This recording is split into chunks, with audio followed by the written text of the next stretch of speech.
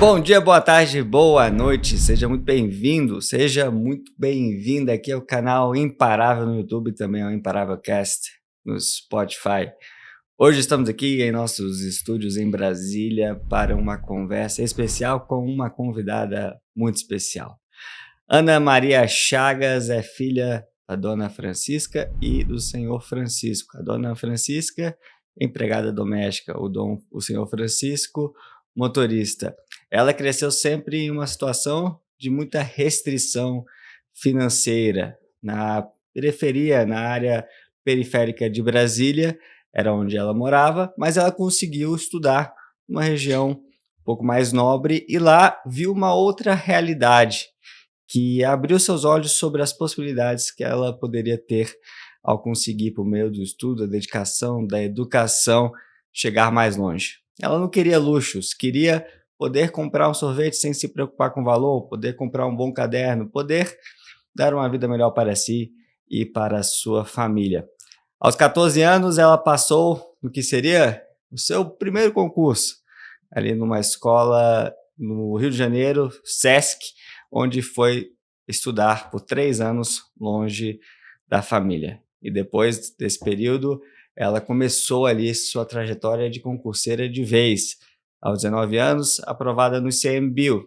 Depois, na Apex. Aos 25 anos, no MPU. E agora, aprovada e trabalhando no Senado Federal. Hoje, analista da casa, em um dos lugares mais cobiçados pelos concurseiros de todo o Brasil.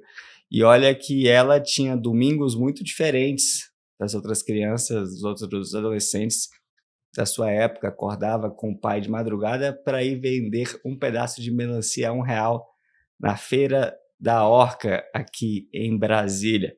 O pai dela teve medo de fazer a prova do Senado para motorista porque não sabia escrever e ler bem, e hoje ela é analista desse mesmo lugar, e é com muito orgulho que dizemos que ela foi aluna do GRAM. Então, Ana, seja muito bem-vinda. Obrigada. Muito obrigado por estar aqui conosco hoje. Obrigada, que apresentação, quase chorei só de ouvir. Tentei fazer jus aí à sua história, mas é difícil, são muitas conquistas, né? E tentei sintetizá-las aqui em pouco tempo. Ana, como é que era a sua realidade morando ali em Samambaia, aqui no entorno do Distrito Federal? É aquela realidade muito humilde de 20 anos atrás, né? Hoje a cidade já está até mais desenvolvida, já tem muita estrutura, mas na minha infância não tinha asfalto, era aquelas casas bem simples mesmo, a gente morava em casa sem reboco e tal, e a gente vivia brincando na rua e também tendo essa rotina de ajudar os pais, né? Eu ajudava meu pai a vender melancia na Feira da Orca, nos domingos a gente vendia também nos feriados, na verdade, no Parque da Cidade. Então a gente sempre teve essa rotina. Eu estudava em colégios públicos lá da Samambaia até a 4ª série, e aí a partir da 5ª série eu vim estudar em colégios públicos do Plano Piloto.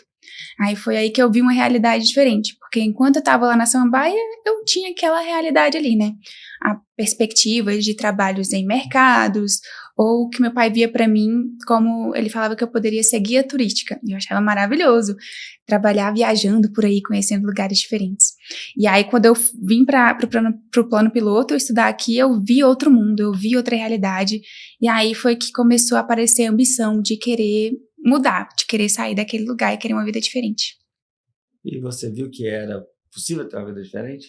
Sempre foi muito nítido para mim que por meio do estudo eu conseguiria. Era muito claro, não tinha dúvidas, assim, eu iria estudar. Eu sempre fui muito estudiosa, era a nerd da turma, até porque na minha casa meus pais não tiveram estudo, né? Eles foram fazer supletivo já adultos, mas se a gente estivesse estudando, a gente poderia se livrar das tarefas domésticas. E eu nunca gostei de fazer as tarefas domésticas, então, inicialmente eu fingia que estava estudando, para não ter que lavar a louça, varrer a casa e tal. E aí, eu falei, já tô fingindo aqui, vou começar a ler mesmo, vou começar a estudar. Eu sempre gostei muito de estudar, e aí, então, era muito claro que o estudo ia me levar, ia fazer eu mudar de vida e da minha família, era muito nítido para mim. Sua mãe costumava dizer, quando eu tiver dinheiro, se eu tiver dinheiro, e esse se aliado ao dinheiro era muito presente na vida de vocês. Isso a incentivou você de buscar um dia ter recursos para poder ter as coisas que você queria também ajudar sua mãe, seus pais? Sim, era muita... como se a felicidade estivesse associada a quando isso acontecesse, né? Quando eu tiver dinheiro, quando a gente tiver uma casa, quando isso acontecer. Então, eu e meu irmão, né, que a gente cresceu junto nessa realidade, a gente cresceu com esse objetivo de fazer isso virar realidade, né? Quando a gente tiver dinheiro, então um dia a gente vai ter dinheiro. O que a gente precisa para isso acontecer? E aqui em Brasília é muito forte essa cultura do concurso, né? E graças a Deus, porque eu considero a forma mais meritocrática que existe ainda hoje, apesar de defeitos e fraudes e coisas que acontecem, mas ainda é possível. Ainda é possível por meio do estudo. A gente tem muita biblioteca pública, a gente tem muito material gratuito. Eu estudava com muitos livros de biblioteca desatualizados mesmo. Hoje em dia alguém fala, o material tá desatualizado, não vou nem estudar, não vou nem usar. Só que 90% do material não tá, 10% tá. Então, se eu garantir os outros 90%, já vai ser suficiente para eu passar. Então, eu usava o que tinha. As bibliotecas públicas daqui de Brasília eram a minha segunda casa. Eu geralmente estudava de manhã e ficava à tarde na biblioteca. Era um lugar seguro para mim. Então, a gente sabia que estudando a gente ia conseguir mudar a realidade dos nossos pais. Teve um episódio marcante na sua vida que tem a ver com um rato, né? O que é essa Sim. história do rato? Passei no concurso, no processo seletivo para estudar lá no Rio, e aí eu fui morar lá na escola e era uma estrutura maravilhosa. Foi a primeira vez que eu vi também, que eu morei num lugar com tudo limpo, com tudo confortável e tal. E aí eu passei esses 3 anos lá, vivendo aquela realidade no Rio de Janeiro, né, com bolsa 100% integral. E depois disso eu vim para cá, para Brasília, morar com os meus pais. E eles estavam morando na Estrutural na época. E aí era muito impactante para mim a diferença do que eu morava lá no Rio de Janeiro e de onde eu estava morando aqui com os meus pais. E aí eu estava insatisfeita, já queria estudar e tal. E aí eu lembro que foi um momento que eu não sabia se eu faria cursinho para concurso ou para vestibular. Teve um dia que eu estava sozinha em casa, eu tinha 16 anos. E aí eu estava nessa, o que eu faço para sair dessa realidade? E assim, não tem lazer, não tem nada, sabe, de estrutura. E aí apareceu um rato que, assim, era normal aparecer lagartixa, era normal aparecer barata, era normal aparecer todos os bichos, mas nesse dia não tinha ninguém pra matar o rato pra mim, só tinha eu lá com 16 anos e uma vassoura. E aí eu matei esse rato eu lembro de ter chorado de raiva, e isso foi muito marcante pra mim, como um símbolo, assim, tipo, a partir de agora...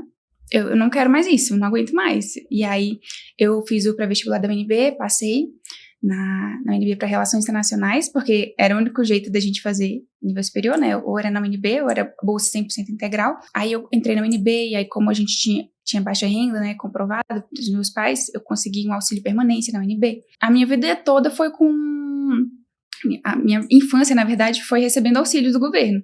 Recebia pão e leite do governo, tinha auxílio renda minha, né, que é o Bolsa Família daqui do GDF, na época, kit de material do governo.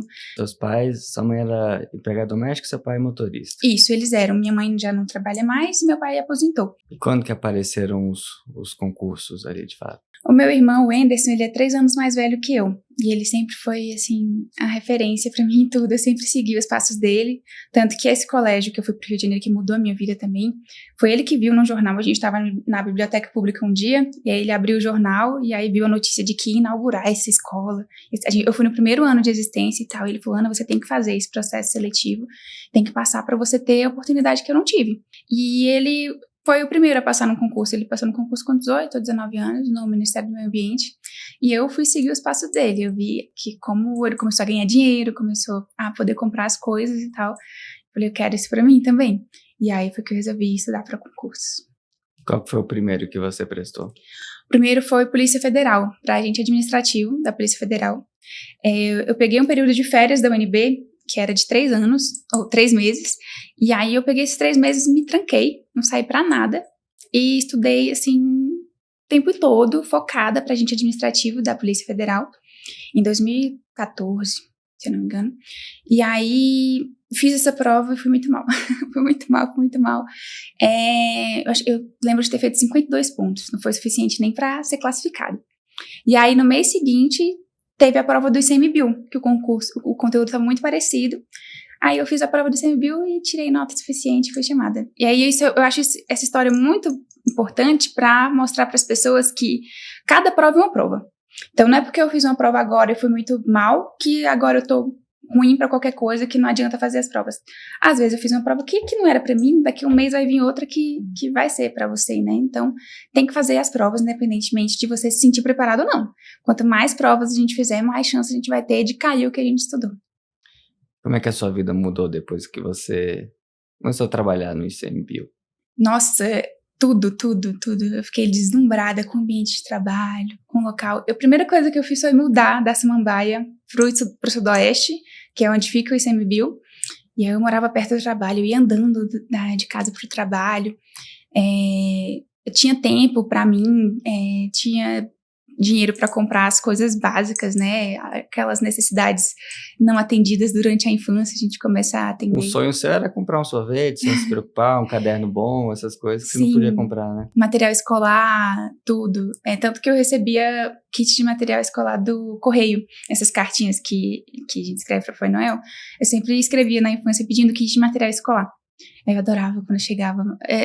Eu sou apaixonada por estudos, educação e tudo, então material escolar ainda é algo que, tipo assim, eu gosto de comprar, mesmo agora que eu parei de estudar para concurso, ainda é o que brilha meus olhos, gastar com isso, investir nisso, na verdade, né, em educação. Depois você decidiu fazer a famosa escadinha, né, foi fazendo vários concursos, mas você também disse que aprendeu a reprovar. Como que se aprende a reprovar? Dando a cara a tapa e fazendo vários concursos. E ousar, né? Porque eu sempre ousei, me inscrevi e fazia várias provas. Então, eu reprovei muito mesmo. E faz parte do processo, né? Não tem como a gente passar em grandes concursos sem reprovar muito antes. Eu costumo dizer que quanto mais reprovações a gente acumula, mais perto da aprovação a gente tá. Quanto mais nãos a gente tem, né, mais perto do sim a gente tá. E aí a gente vai criando casca. Porque se a gente fica com medo, aí a gente deixa de fazer a prova, como já aconteceu. Eu falei, aquela prova ali não é pra mim, não. E aí eu não fiz, e depois eu peguei a prova pra estudar, como simulado, e vi que teria ido muito bem.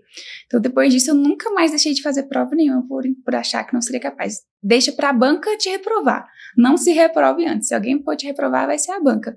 Na pior das hipóteses, você fez um simulado, e na melhor das hipóteses, você passa nessa prova. Sim. Por ter feito com tranquilidade, por ter feito sem pressão. E o que você aprendeu com essas reprovações todas? Você sabe quantas foram? É impossível contar. Se eu entrar no site do CESP, da FGV, vai ter lá uma lista gigantesca, assim. Eu acho que foram mais de 100. Porque é isso, eu tentava. E aí foi ótimo, porque muitas provas eu fiz, assim, a própria prova da Apex. Foi uma prova que, enquanto eu tava lá fazendo, eu pensei, meu Deus, eu não sei nada disso, tô perdendo meu tempo aqui, deveria estar em casa estudando, que eu estaria ganhando mais. Mas foi uma prova que eu passei, e foi uma das provas mais difíceis que eu fiz, porque teve prova objetiva em português e inglês, prova discursiva em português e inglês, prova oral em português e inglês.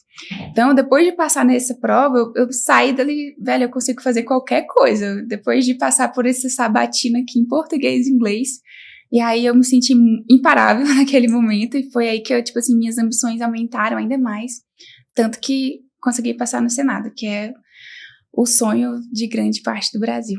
Vamos falar um pouco sobre o Senado. Teve o MPU no meio, mas vamos falar sobre o Senado. Como é que você se preparou especificamente para esse concurso? O Senado foi a maioria dos concursos que eu passei foram concursos que eu fiz sem estar focando, né? Eu estava focando em outros, aí fiz essa prova e passei, como foi MPU, como foi Apex, até o ICMBio. Você foi criando uma bagagem e acabou passando como efeito colateral ali. Isso, mas do Senado não. O do Senado eu queria muito. E aí eu fiz uma preparação muito sistêmica, assim, para essa prova, porque eu percebia em muitas provas que eu fazia que a ansiedade me atrapalhava muito. A própria prova da da Câmara Legislativa daqui do DF, eu me sentia muito preparada de conteúdo, mas eu não consegui passar. Eu acredito que foi muito por ansiedade, por pressão, por achar que tinha obrigação de passar. Então, eu queria me preparar nesse sentido também para o Senado. Então, foi uma preparação de terapia, de nutricionista, de academia, de floral, de acupuntura, de massagem relaxante. Foi um sistema, assim, tudo que eu fazia, meditação, era pensando na minha prova. Então, eu me alimentava bem pensando na prova, e aí a terapia foi muito importante nisso também, de me preparar para aquele momento da prova, porque eu tinha medo, por exemplo, de chegar lá e pensar tudo ao contrário. Pensei, eu sei que eu sei o conteúdo, mas e se na hora que eu chegar lá der um pane e eu pensar tudo ao contrário? Então, são medos que a gente, quando tá se preparando muito, tem, né? Sim. E eu cheguei na prova do Senado tão nervosa, que eu não levei celular, para não ter risco de tocar alarme nem nada. E aí eu tava lá sentada, assim, esperando pra entregar a prova, né, naquele tempo ali que a gente espera. Aí eu comecei a fazer um check-up, assim, no corpo pra ver se tinha algo eletrônico, né? Não posso ser eliminada por bobeira. Aí eu comecei assim, não tem nada na cabeça, não tem fone de ouvido, não tem relógio, não tem celular. Na hora que chegou no pé, será que eu tô com uma tornozeleira eletrônica? Meu Deus do céu, de onde eu tirei esse negócio de tornozeleira eletrônica? Eu fiquei rindo de mim mesma, sozinha, lá no dia da prova, mas eu consegui, no dia da prova, rir disso. Consegui levar com leveza, assim, eu vi como um dia de colocar meu conhecimento no papel, era um dia de festa. Era um dia que eu esperei muito, eu esperei muito por essa oportunidade, e o dia chegou. Então, com muita preparação, eu consegui chegar bem, fazer uma boa prova e deu tudo certo. Você trabalhava como servidora pública, estudava, além das suas outras atividades. Como é que você organizava o seu tempo? Todo o tempo que eu não estava trabalhando, eu estava estudando. Eu abri mão de muitas coisas, de lazer, de tudo para estudar, consciente. E foi a melhor escolha que eu poderia ter feito. E eu confesso que eu não estudava muitas horas por dia, não tinha como. A minha média de estudos era de 3 horas por dia. Geralmente era 1 hora de manhã, 1 hora na hora do almoço e 1 hora à noite. Era o que eu conseguia fazer. Eu queria poder fazer mais, mas eu também tinha muita crise de enxaqueca. Eu não conseguia fazer mais do que isso. E é isso que eu acho importante. Era 3 horas, mas eram 3 horas todos os dias, consistentes. Então, muita gente acha... Fim de semana também? Fim de semana, às vezes, era 4. Um pouquinho mais. Mas eu não conseguia passar muito disso, porque a minha cabeça doía muito. Então, o pouquinho todo dia é muito mais poderoso do que o pessoal fala muito de 8 horas, né, e tal. Uma ou outra vez eu consegui estudar 8 horas, mas aí eu estudava um dia 8 horas e passava a semana toda baqueada, sem conseguir voltar a estudar. Então, acabava que não era muito produtivo. Então, eu acredito muito mais no pouco consistente do que estudar muitas horas num dia e depois passar 3 dias se recuperando. Isso não é sustentável.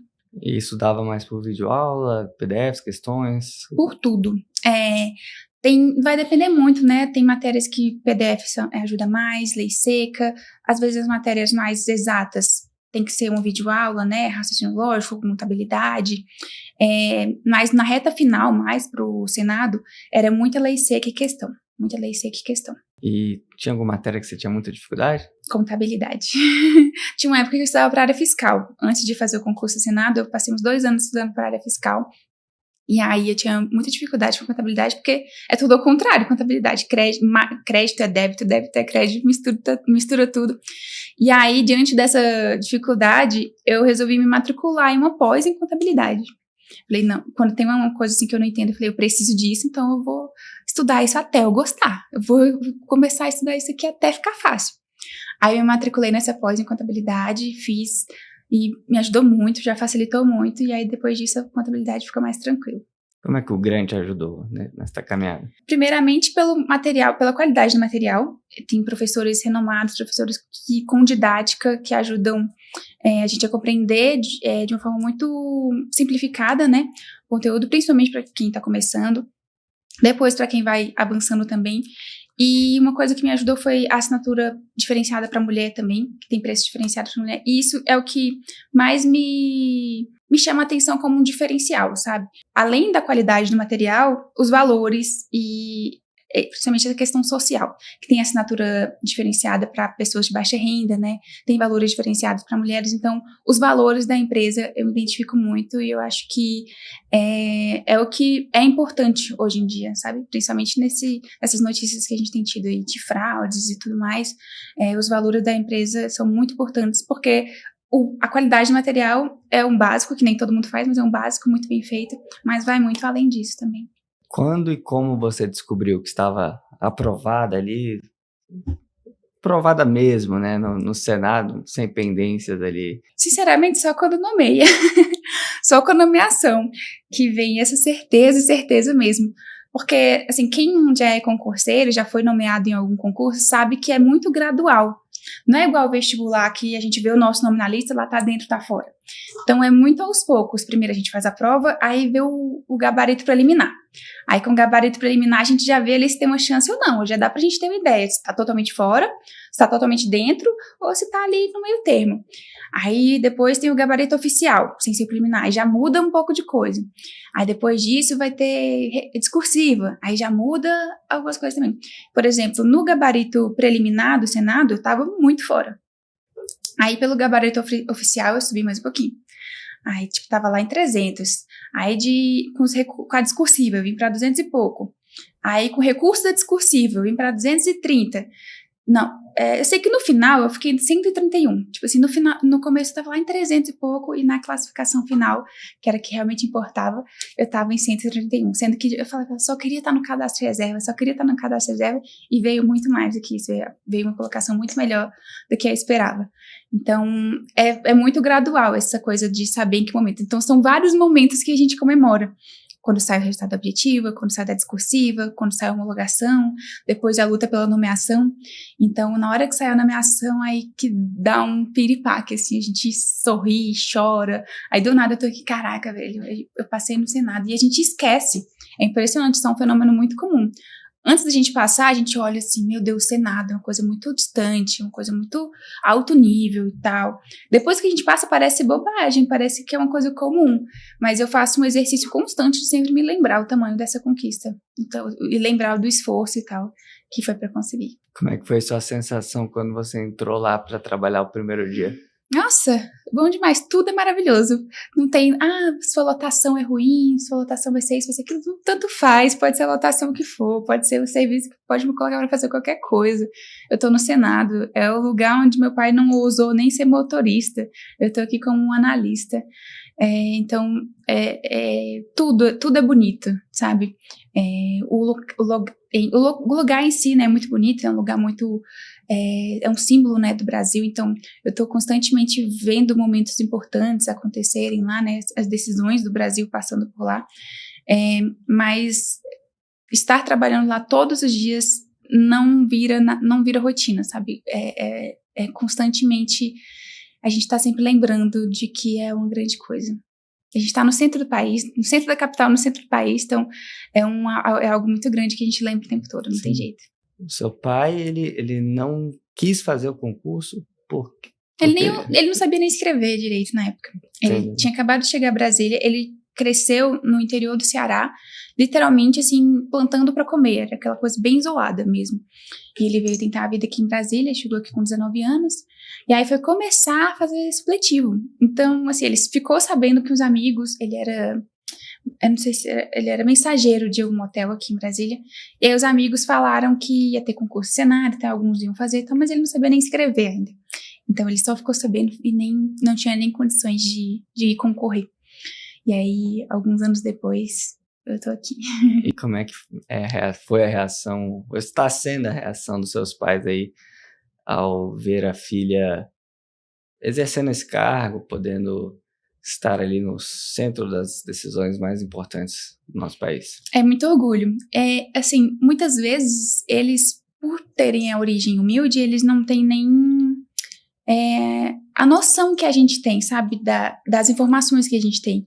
Então, eles só sabem que é algo muito grande, que é algo muito importante, que tá ali no Jornal Nacional todos os dias, mas às vezes é até difícil explicar o que eu faço no dia a dia, por essa criação diferente mesmo. Mas eles têm muito orgulho e, assim, eu fui muito além do que eles esperavam pra mim. Meu pai tinha expectativa de que eu fosse guia de turismo. Minha mãe nem falava nada. Então, eu fui muito além do que eles esperavam. Meu pai falava muito de... eu quero que você termine seus estudos, filho. Por exemplo, só pode namorar depois que terminar os estudos. E terminar os estudos pra ele era ensino médio. Era só ensino médio. Eu fiz ensino médio, eu fiz nível superior, 3 níveis superiores, 3 pós-graduações. Então, eu fui muito além do que ele tinha expectativa pra mim. E você hoje consegue ajudar seus pais? Sim, graças a Deus. Plano de saúde, principalmente, era a principal preocupação nossa, né, com a saúde deles. Minha mãe tem uma saúde muito fragilizada, então sempre foi uma preocupação minha do meu irmão poder suprir com plano de saúde para não depender da saúde pública. Ana, qual conselho você daria para quem está nos acompanhando hoje? Talvez também venha de origem simples como você, às vezes já passou por uma situação simbólica ou literal como a do rato, né? De uma situação difícil ali que chega um momento que dá até aquele choque ali, não dá mais, não aguento mais, preciso melhorar. Qual conselho você daria para essa pessoa ser imparável, para essa pessoa não desistir dos concursos, da vitória, mesmo em meio a muitas reprovações, dificuldades e desafios?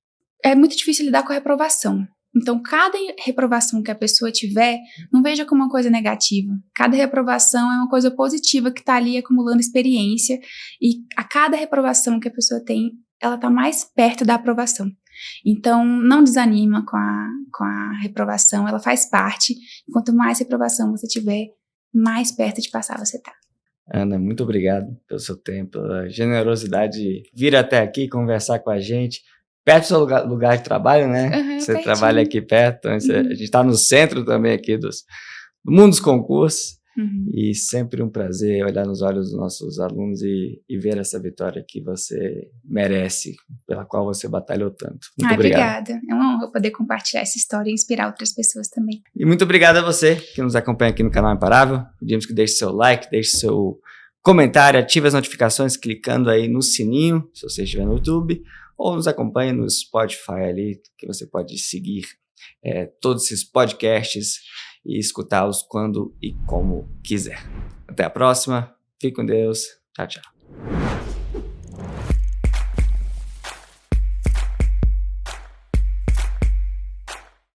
Você quer assistir a conversas como esta, inspiradoras, de imparáveis que conquistaram seus sonhos e passaram por desafios muito, muito grandes? Então inscreva-se no canal Imparável, acompanhe centenas de entrevistas como esta e também assista aos novos depoimentos, às novas conversas, toda quinta-feira às 19 horas aqui no canal.